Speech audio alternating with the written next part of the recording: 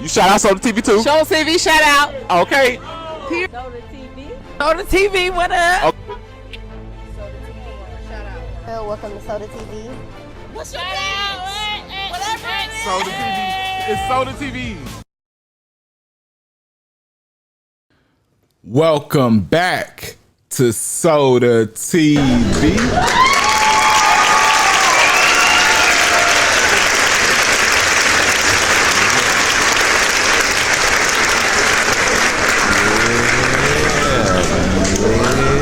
Yeah, boy.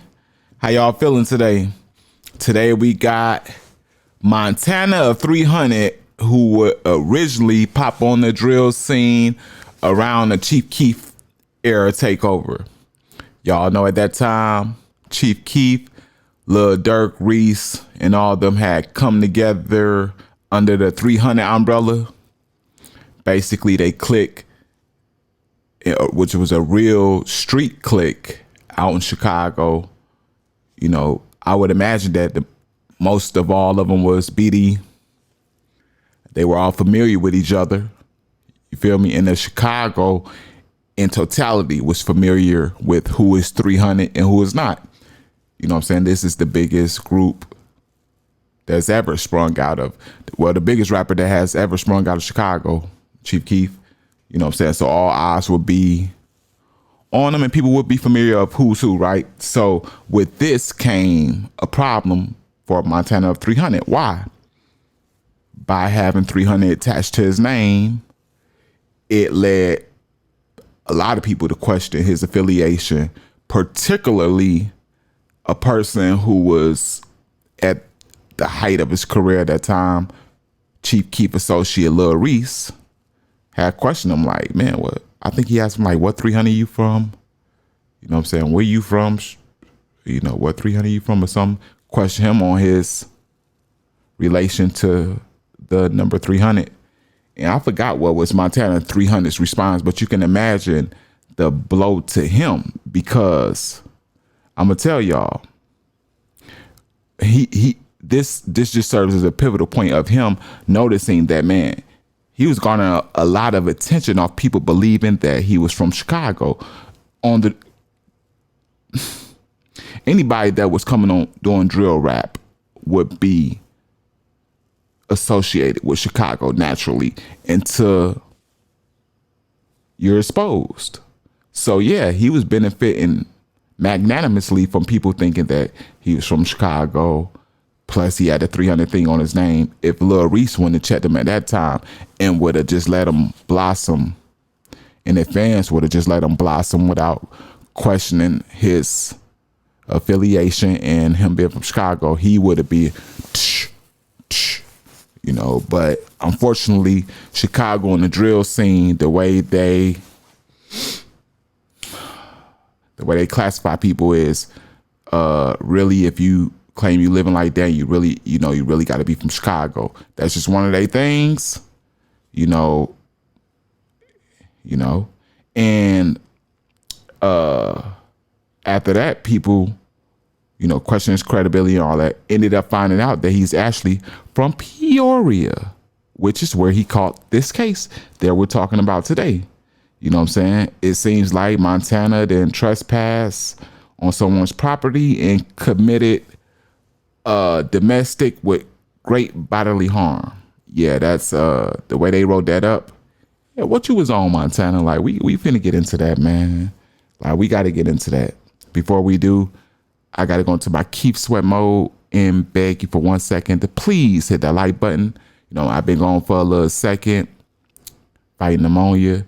And if you feel sorry for me being in the wheelchair, hit that like button, share this if you got the time, subscribe to the channel, you know what I'm saying, and notification bell, keep you notified on any and everything this channel produces in the future, right?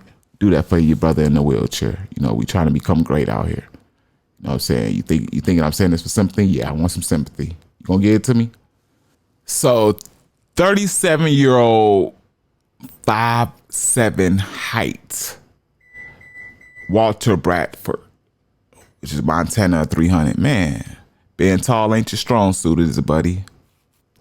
Man, 5'7". keep the strap. What 50 Cent say, get the strap. Well, you got to keep that thing, Montana, when you get out.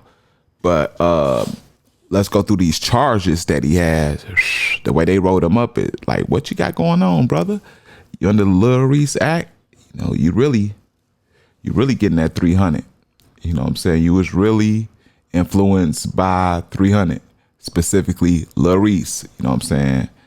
He undefeated with them women, man. That's what he in there for now. Yep. All them compiled cases on. I think he ain't got nothing but cases on women. Ain't that what's going on with Lil Reese? Like, man, all bad. But we got the charges.